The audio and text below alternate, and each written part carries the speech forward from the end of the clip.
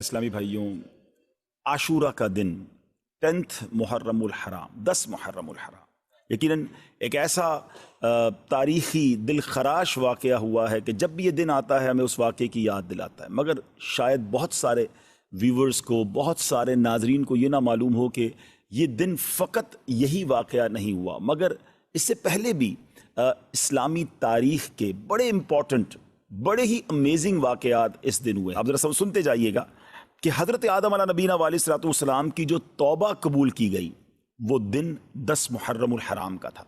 हज़रत आदम की जो पैदाइश हुई, द बर्थ डे ऑफ सैयदना आदम अलैहिस्सलातु वस्सलाम, वो भी 10 मुहर्रम। इसी दिन इन्हें जन्नत में भी दाखिल किया गया। इसी दिन अर्श, कुर्सी, आसमान, ज़मीन, सूरज, चांद, सितारे और जन्नत को पैदा किया गया। आप सोचिए कि बेसिक्स ऑफ द वर्ल्ड जो हैं वो 10 मुहर्रम वाले दिन पैदा किए गए।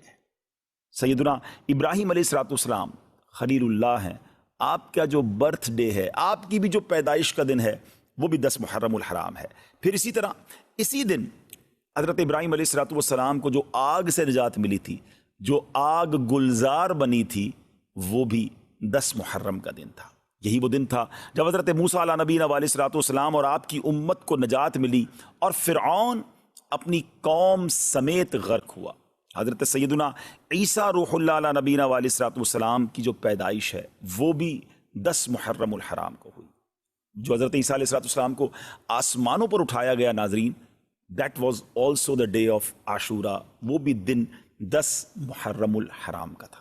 हज़रत नूह अलैहिस्सलाम के ज़माने के तूफ़ान को कौन नहीं जानता, मगर उस तूफ़ान से जो फारिग होने के बाद उनकी कश्ती कोहे जूदी पर ठहरी थी, वो दिन भी 10 मुहर्रमुल हराम का था। हज़रत सुलेमान अलैहिस्सलाम की बादशाहत पूरी दुनिया में मशहूर है, मगर जो ये बादशाहत, ये मुल्क अजीम आपको जो अता किया गया, वो दिन भी 10 मुहर्रमुल हराम था। हज़रत यूनुस अलैहिस्सलाम का वाक़या, जो मछली के पेट में आप गए, कितना मुश्किल वक्त आपने गुजारा, मगर जो मछली के पेट से निकलने वाला दिन था, यानी उस मुसीबत से नजात का जो दिन था, वो दिन भी 10 मुहर्रमुल हराम ही का था। हज़रत याकूब अलैहिस्सलाम की बीनाई का जो ज़ोफ़ दूर हुआ, पुरानी वाक़या है कि आपकी बीनाई में जो कमज़ोरी थी वो जो दूर हुई, वो दिन भी 10 मुहर्रमुल हराम का था।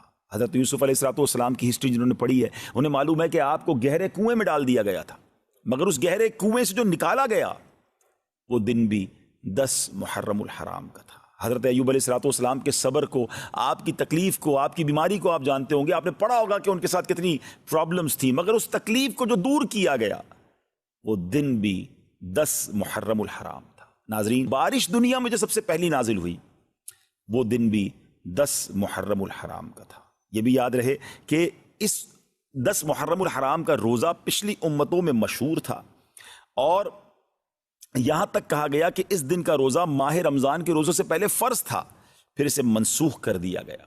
ये तकरीबन मैंने आपको 24 वाक़यात, इंसिडेंट और इवेंट्स बताए जो इस दिन हुए, और 25वां फिर वो वाक़या इमाम आली मकाम, इमाम अर्श मकाम, इमाम तिश्ना का, इमाम हुसैन रज़ी अल्लाह तआला अन्हु और आपके रुफ़का को भूखा प्यासा रखकर करबला के मैदान में जो शहीद किया गया, वो दिन भी 10 मुहर्रमुल हराम का था। तो इसका मतलब ये हुआ कि अब इस्लामी तारीख़ का तारीख़ी तरीन दिन है, हिस्टोरिकल दिन है, और इस दिन बहुत बड़े बड़े इस्लामी वाक़यात हुए। अगर किसी का जहन हो तो वो सोचे कि इस दिन मैं अल्लाह की रहमत को किस कदर पुकार सकता हूँ, किस कदर इबादत कर सकता हूँ। जो रब हज़रत यूसुफ़ को गहरे कुएँ से निकाल सकता है, जो हज़रत यूनुस को मछली के पेट से निकाल सकता है, जो हज़रत अय्यूब की बीमारी को दूर कर सकता है, जो हज़रत मूसा के लिए आशूरा के दिन फ़िरौन से निजात के लिए दरियाए नील में रास्ते निकाल सकता है, वो रब करीम मेरी मुश्किलों को भी दूर फरमा सकता है, वो रब करीम मेरे लिए भी रहमत के दरवाजे खोल सकता है। तो ये दिन हमने इबादत में, रब को पुकारने में, उसकी बारगाह में इल्तिजा करने में गुजारना है, और उसकी बारगाह में इसी तरह इल्तिजाएं करनी हैं, तो इंशाअल्लाह ज़रूर करम होगा। अब आइए चलते हैं नाजरीन, हज़रत ईसा अलैहिस्सलाम को आसमानों की तरफ उठाया गया, वो भी ये दिन था, और हज़रत मूसा अलैहिस्सलाम को जो फ़िरौनियों से निजात मिली, वो भी आज का दिन था। अब नाजरीन हम चलते हैं ये वाक़या। इससे पहले मैं चाहूँगा कि जिनके साथ ये वाक़या पेश आया उनका मकाम क्या था, उनका मर्तबा क्या था, उनका स्टेटस क्या था। कोई ऑर्डिनरी, कोई नॉर्मल पर्सनैलिटी नहीं है। यकीनन सहाबा इकराम सभी हमारे सरों के ताज हैं, मगर इमाम हुसैन آپ تو نبی پاک کی گویا جگر کا ٹکڑا ہیں، اور پیارے آقا علیہ الصلوۃ والسلام کی ایسی ایسی احادیث ہیں کہ ہم سنیں تو ایمان تازہ ہو جاتا ہے اور اہل بیت کی محبت دل میں اور بڑھ جاتی ہے۔ سید الشہداء سیدنا امام حسین رضی اللہ تعالیٰ عنہ کی ولادت جو ہے وہ 5 شعبان سن 4 ہجری کو مدینہ منورہ میں ہوئی۔ آپ علیہ الصلوۃ والسلام نے آپ کا نام حسین اور شبیر رکھا، آپ کی کنیت ابو عبداللہ اور لقب سبط رسول اللہ، یعنی سبت کہتے ہیں درخت کو، اور جس کی بہت ساری شاخیں ہوں۔ پھر اللہ پاک نے حضرت امام حسین کی نسل کو کتنی برکت دی، اور پوری جو یوں کہی کہ سید صاحبان جو ہے دنیا بھر میں وہ حسنی اور حسینی سید بنے۔ تو یہ ایسا درخت ہے جس کی شاخیں اللہ پاک نے کیسی عطا فرمائی، اور دنیا بھر میں اللہ نے نبی پاک کی گویا نسل مبارک کو ان سے آگے بڑھایا۔ پھر ریحانۃ الرسول، پیارے آقا علیہ السلام نے ان کو جنتی نوجوانوں کا سردار قرار دیا، یعنی دونوں کو، حضرت امام حسن امام حسین کو جنتی نوجوانوں کا سردار۔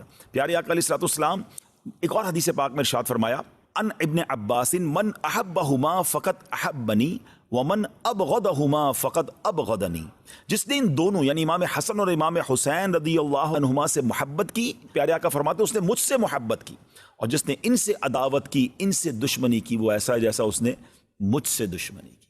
ناظرین ذرا غور کیجئے، میرے آقا علیہ الصلوۃ والسلام ان کو اپنے پھول کہا کرتے، اور روایتوں میں آتا ہے باقاعدہ پھولوں کی طرح انہیں اسمیل بھی کیا کرتے، انہیں سونگھا بھی کرتے، انہیں چوما بھی کرتے۔ یہ وہ شخصیات ہیں جنہوں نے نبی پاک کے مبارک کاندھوں پہ سواری کی، اس لیے ان کو راکب دوش مصطفیٰ کہا جاتا ہے، یعنی جنہوں نے نبی پاک کے کاندھے پر سواری کی۔ پیارے آقا سجدے میں جاتے تو یہ شہزادے نبی پاک کی مبارک کاندھے پر آ جاتے، نبی پاک سجدہ طویل فرما دیتے، نبی پاک انہیں چوما کرتے۔ ایک اور میں خوبصورت بات بتاؤں، امام حسین، اندازہ ہو کہ وہ شخصیت کیسی ہیں کہ امام حسین رضی اللہ تعالیٰ وہ ہیں کہ دیکھیں ہمارے یہاں کوئی بچہ پیدا ہو، ہم سب سے پہلے کیا کرتے ہیں، کسی بزرگ کو ڈھونڈتے ہیں، کسی عالم دین کو ڈھونڈتے ہیں کہ کان میں ذرا اذان بھی دے دیں اور کوئی گٹی دے دیں، تہنیک کہلاتی ہے وہ، کہ وہ کوئی چیز میٹھی چٹا دیں یا کھجور چبا کے چٹا دیں، شہد چٹا دیں، تاکہ ابتدا اچھی ہو، سٹارٹ اچھی ہو۔ اچھی بات ہے، کرنا چاہیے، سنت بھی ہے۔ پیارے آقا علیہ السلام کی بارگاہ میں صحابہ لے کر آتے تھے، مگر آپ کو پتہ ہے کہ امام حسین رضی اللہ تعالیٰ کی سٹارٹ کیسے ہوئی، کہ جب آپ پیدا ہوئے نا تو نبی پاک علیہ السلام نے اپنی مبارک زبان امام حسین کے منہ میں دے دی۔ ٹرائی ٹو انڈرسٹینڈ، ناظرین ذرا سمجھیے کہ یعنی ان کی جو ابتدا ہے وہ نبی پاک کا لعاب دہن ہے۔ اچھا، اذان دینے کے لیے ہم کسی بزرگ کو بلاتے ہیں، امام حسین کے کانوں میں اذان کس نے دی؟ اللہ کا نام لیا اور آواز تھی حبیب خدا کی، یعنی پیارے آقا علیہ السلام نے امام حسین رضی اللہ عنہ کی کان میں اذان دی۔ محبت کا لیول دیکھیے کہ ایک بار نبی پاک علیہ السلام کے مبارک صاحبزادے حضرت ابراہیم رضی اللہ عنہ نبی پاک کی گود میں ہیں، اور گود میں دوسرے حصے پر امام حسین بیٹھے ہیں۔ جبریل امین آتے ہیں، عرض کرتے ہیں حضور دونوں میں سے ایک کو سلیکٹ کر لیں۔ اللہ دونوں میں سے ایک کو آپ سلیکٹ کر لیں، دونوں میں سے کوئی ایک رہے گا اور ایک نے دنیا سے جانا ہے، اب آپ کی چوائس ہے۔ نبی پاک کو گویا یہ اختیار دیا گیا۔ اب ذرا غور کیجیے، اپنا بیٹا ہے، حضرت ابراہیم نبی پاک کے اپنے صاحبزادے ہیں، آپ نے دل میں خیال فرمایا یا فرمایا کہ اگر ابراہیم جاتے ہیں تو مجھے تکلیف ہوگی، لیکن اگر حسین چلے جاتے ہیں تو میرے ساتھ ساتھ فاطمہ کو، مولا علی کو بھی تکلیف ہوگی رضوان اللہ تعالیٰ علیہ مجمعین۔ نبی پاک نے امام حسین کو گویا سلیکٹ کیا۔ کچھ دنوں کے بعد حضرت ابراہیم جو نبی پاک کے اپنے صاحبزادے ہیں رضی اللہ تعالیٰ عنہ، ان کا وصال ہو گیا، اور پیارے آقا علیہ السلام امام حسین کو دیکھ کر کہا کرتے تھے یہ میرا وہ بیٹا ہے کہ جس کے لیے میں نے اپنا بیٹا قربان کیا ہے۔ اللہ اکبر، ذرا سوچئے، میرے آقا کی ایسی والہانہ محبت ہو تو پھر ہم کیوں نہ اس گھرانے سے محبت کریں، ہم کیوں نہ اپنا سب کچھ امام حسین اور ان کی آل پر قربان کر دیں۔ یہ کیسا گھرانہ ہے۔ اعلیٰ حضرت امام اہل سنت سے پوچھئے نا، آپ کہتے ہیں کیا بات رضا اس چمنستان کرم کی، فرماتے ایسا کرم کا چمنستان ہے، ایسا کرم کا باغ ہے، کیا بات رضا اس چمنستان کرم کی، زہرا ہے کلی جس میں حسین اور حسن پسند۔ کیا بات رضا اس چمنستان کرم کی، کیا بات رضا اس چمنستان کرم کی، کیا بات رضا اس چمنستان کرم کی، زہرا ہے کلی جس میں حسین اور حسن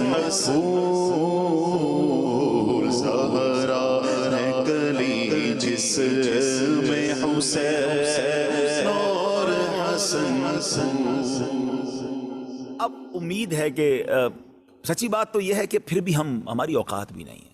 ہماری اوقات کیا ہے کہ ان بڑی ہستیوں کا ہم ذکر کریں.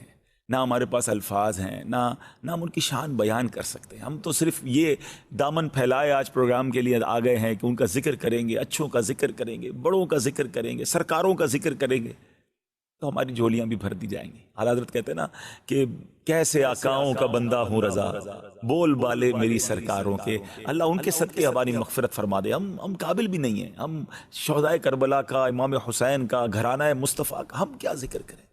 بس ہم تو خیرات لینے آئے ہیں کہ ان کا ذکر کریں گے تو ہماری جھولیاں بھر دی جائیں گی.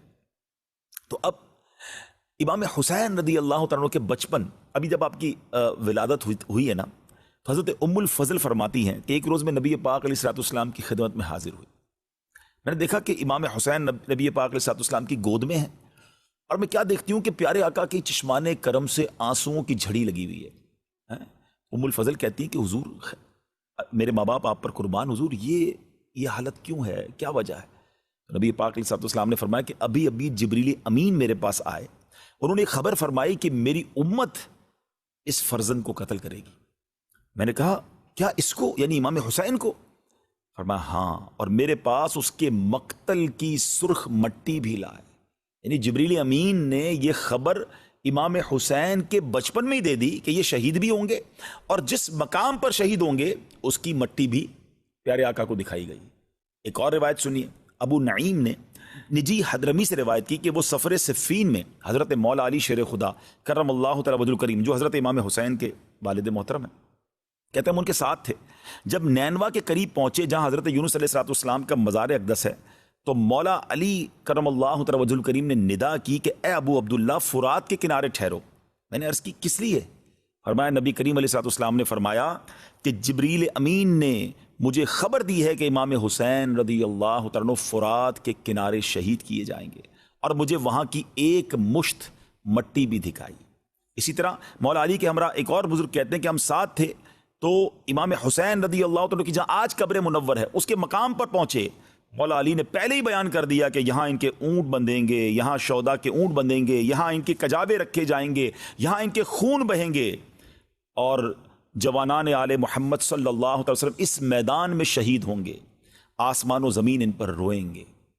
میرے پیارے اسلام بھائیو، یہاں چلے میں پہلے تو ذرا یہ بتاؤں کہ فرات نہر ہے بڑی زبردست، آج بھی جو کربلا جاتے ہیں ان کو پتہ ہے، مگر فرات کا کنارہ تھا، مگر ان ظالموں نے پانی نہ پینے دیا، اور پیاسا ہی ان کو دنیا سے جانا پڑا. وہ مولانا حسن رضا خان صاحب کا شعر ہے نا کہ آپ فرماتے ہیں کہ اے فرات تو خاک میں مل جا، تجھے اہل بیت کے نوجوانوں کی سوکھی زبانیں نظر نہ آئیں. خشک ہو جا خاک ہو گئے،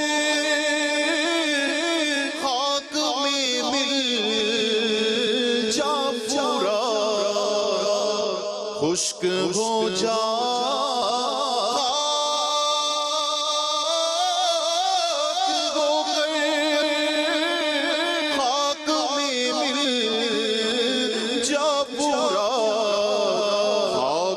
تجھ پر دیکھ تو سوکھی زبانیں اہل بیت، خاک تجھ پر دیکھ تو سوکھی زبانیں اہل بیت. اب ناظرین، یہاں جو بات بڑی اہم سمجھنے والی ہے، دیکھیں نبی پاک علیہ السلام کو بچپن سے معلوم تھا کہ امام حسین شہید ہوں گے، مولا علی کو معلوم ہے، بی بی فاطمہ کو معلوم ہے رضوان اللہ تعالیٰ علیہ مجمعین، اور صحابہ کرام کی بڑی جماعت کو، یعنی مدینہ منورہ بھی مشہور ہو چکا تھا کہ نواسہ رسول شہید کیے جائیں گے. اب بڑا ریلیونٹ کوسچن ہے، بڑا اہم سوال ہے کہ جناب نبی پاک علیہ السلام تو وہ ہیں جو اشارہ کریں تو چاند دو ٹکڑے ہو جاتا ہے، آپ دعا فرمائیں تو ڈوبا سورج پلٹ آتا ہے. بڑے بڑے مسائل، بڑے بڑے پرابلم لے کر صحابہ آتے اور نبی پاک ہاتھ اٹھاتے، ان کے مسائل حل ہو جاتے. ٹوٹی پنڈلی لے کر آتے، پیارے آقا جوڑ دیتے. نکلی آنکھ لے کر آتے، نبی پاک لگاتے، وہ آنکھ روشن ہو جاتی. وہ آقا علیہ السلام جن کے پاس اتنا اختیار اور محبت کا عالم یہ کہ نبی پاک فرمایا حسین مجھ سے اور میں حسین سے ہوں. تو جب پتا چل گیا کہ ان کو شہید کیا جائے گا، تو ایک بار کبھی نبی پاک نے اللہ کی بارگاہ میں دعا کی یا اللہ میرا نواسا ہے، میں اس سے بڑی محبت کرتا ہوں، اے اللہ وہ مصیبت کربلا کے میدان کی اس سے ٹال دے، رب کریم یہ جو امتحان ہونا ہے میرے حسین پر وہ امتحان نہ آئے۔ اچھا چلے نبی پاک نے دعا نہیں کی، مولا علی کے تو جگر کا ٹکڑا تھے نا، مولا علی نبی پاک کے پاس آ جاتے۔ اچھا ماں تو ماں ہوتی ہے نا، خاتون جنت رضی اللہ تعالی عنہا ہی کبھی نبی پاک کی بارگاہ میں آتی کہ حضور ایک طرف تو آپ حسین سے اتنا پیار کرتے ہیں، حضور میرا بیٹا ہے، آپ دعا کر دیں اللہ کی بارگاہ میں اللہ یہ امتحان ٹال دے۔ آپ سوچئے یہ کیا بات تھی، ایوری بڈی نوز اٹ، سب کو معلوم ہے، مگر کوئی دعا نہیں کر رہا اس امتحان کے ٹلنے کی، کوئی التجا نہیں کر رہا۔ اس کا مطلب پتہ کیا ہوا ناظرین، ہیں کہ سب لوگ اس امتحان کے لیے تیار تھے، وہ امام حسین کی پرورش کر رہے ہیں کہ ہمارا بیٹا بڑا ہو کر اس امتحان سے گزرے، اللہ کی رضا کے لیے اپنا سر کٹائے، شہادت کا مرتبہ حاصل کرے۔ یہ کیسا جذبہ تھا، یہ کیسی ٹریننگ تھی، یہ کیسی رب کی رضا پر راضی رہنا تھا۔ وہ شاعر کہتے ہیں نا، زباں پر شکوے رنج و علم لایا نہیں کرتے، زباں پر شکوے رنج و علم لایا نہیں کرتے، نبی کے نام لیوا غم سے گھبرایا نہیں کرتے۔ آپ سوچئے کہ یہ یعنی اب ہم سب کے لیے میسج کیا ہے۔ میں نے جیسے پروگرام کے شروع میں کہا تھا کہ ہم واقعہ کربلا انشاءاللہ پوری کوشش کریں گے کہ سٹیپ بائی سٹیپ بیان کریں، مگر اپنے لیے بھی تو میسج لینا کہ بچپن سے پتا ہے کہ بیٹا شہید ہوگا، سب راضی ہیں، ہم پر چھوٹا سا امتحان آ جائے، ہم پر چھوٹی سی کوئی پرابلم آ جائے، واویلا، شکوے، شکایات، کمپلین، پتہ نہیں میرے ساتھ کیوں ہو رہا ہے، میرا کیا قصور ہے، مجھ پر یہ آفت کیوں آئی ہے، میں تو یہ بھی کرتا ہوں، میں تو وہ بھی کرتا ہوں، اپنے گناہ یاد نہیں آتے، ایسے موقع پر اپنی نیکیاں یاد آتی ہیں جو پہلے ہی ہماری نیکیاں ناقص ہیں۔ ہم کیوں بھول جاتے ہیں امام حسین کے امتحان کو، کیوں بھول جاتے ہیں حضرت ایوب کے امتحان کو، کیوں بھول جاتے ہیں حضرت موسیٰ کے امتحان کو، حضرت ابراہیم کو تو آگ میں ڈالا گیا، اللہ کے نبی ہیں، یہ تمام واقعات بتا رہے ہیں کہ زباں پر شکوے رنج و علم لایا نہیں کرتے، نبی کے نام لیوا غم سے گھبرایا نہیں کرتے۔ بلکہ امیر اہل سنت نے تو ہمیں ایک اور بہت پیارے انداز میں سمجھایا ہے، خاص طور پہ مبلغین کو، جو لوگ دین کا کام کرتے ہیں اور جب تھوڑا سا کام کرتے ہیں کوئی ساتھ نہیں دیتا، دل توڑ بیٹھ جاتے ہیں، یار بھائی نیکی کا زمانہ نہیں ہے، میں تو چلا تھا مسجد بنانے، میں تو چلا تھا لوگوں کو نیکی کا کام کرنے، میرا ساتھ ہی کسی نے نہیں دیا، میرا دل توڑ دیا، میں تو نہیں کروں گا کام۔ نہیں جناب، یہ شروع میں مشکلیں آتی ہیں۔ امیر علیہ السلام فرماتے پیارے مبلغ، معمولی سی مشکل پہ تو گھبراتا ہے، پیارے مبلغ معمولی سی مشکل پہ تو گھبراتا ہے، دیکھ حسین نے دین کی خاطر سارا گھر قربان کیا۔ تو سمجھے نا کہ یہ قربانیاں دے کر دین پھیلا ہے، تو ہمارے ساتھ بھی پرابلمز آئیں گے۔ بہت خوبصورت جملہ ہم نے اپنے نگران شورا سے سنا ہے، وہ فرماتے ہیں کہ زندگی کی گاڑی مسائل کے پہیوں پہ چلتی ہے، مسائل آئیں گے، پرابلمز آئیں گی، یہ ہمیں ٹیسٹ کیا جاتا ہے، یہ ہمارا امتحان لیا جاتا ہے۔ تو کربلا کے اس واقعے سے خاص طور پہ بچپن میں جو نبی پاک کو امام حسین کے بچپن میں معلوم تھا یہ شہید ہوں گے، مگر there is no complain، یہ سبق دے رہا ہے ہم سب کو کہ اگر آ جائے کوئی مشکل، یا اللہ ہم تیری رضا پر راضی ہیں، اے اللہ ہمیں اس مشکل، دعا کرنے میں حرج نہیں ہے، لیکن واویلا نہیں، شکوہ نہیں، کمپلین نہیں، سب لوگوں کو بتانے کا کیا فائدہ ہے؟ مزہ پتہ ہے کیا ہے؟ اچھا ایک جملہ آپ نے سنا ہوگا، صبر جمیل کرتے نا، اللہ آپ کو صبر جمیل عطا فرمائے، صبر جمیل پر اجر عظیم عطا فرمائے۔ کبھی کسی کو پوچھ لے حضرت صبر جمیل کا معنی کیا ہے؟ میں آپ سے پوچھتا ہوں، جی مدنی چینل کے ناظرین میں آپ سے پوچھ رہا ہوں، صبر جمیل کس کو کہتے ہیں؟ یہ کسی جمیل بھائی کا صبر نہیں ہے، اس کی ڈیفینیشن یہ ہے، اس کی تعریف یہ ہے کہ ایک بندہ ہے جو پرسکون ہے، کوئی پرابلم نہیں ہے، اور ایک اس کے برابر میں بندہ وہ بیٹھا ہے جو بڑی تکلیف میں ہے، مگر دونوں کو دیکھ کر پتہ نہ چلے کون مشکل میں ہے، میرا چہرہ بھی نہ بتائے کہ اندر کتنا درد ہے، اندر کتنی تکلیف ہے، کیونکہ میں جانوں میرا رب جانے۔ ہاں مزہ یہ، یعنی صبر اس کا نام ہے، صبر جمیل اس کا نام ہے کہ کسی کو پتہ نہ چلے۔ وہ شاعر کہتے ہیں نا، کسی کا احسان کیوں اٹھائیں، کسی کو حالات کیوں بتائیں، تم ہی سے مانگیں گے تم ہی دو گے، تمہارے در سے